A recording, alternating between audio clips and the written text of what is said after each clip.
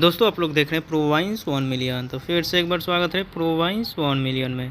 तो अभी खेसारी लाल यादव के नए गाने का टीजर आ चुका है सारेगामा हम भोजपुरी से, और आप लोग देख लीजिए जा कर के। बेहद ही खूबसूरत और सपना चौहान जी अपने विजय चौहान जी अपने वीडियो में नज़र आएंगे और आप लोग देख सकते हैं।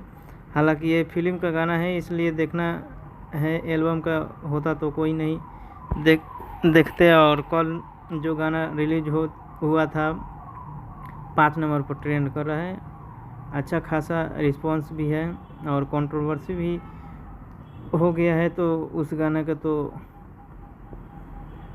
हिट होना ही चाहिए। आकांक्षा पुरी जी के साथ चुमा चुमा गाना पहला ही मूवी का गाना आप लोग हिट करा दिए हैं, फिर भी दूसरा गाना आ गया है आकांक्षा पुरी जी का, जो कि जाइए और जा कर के देखिए।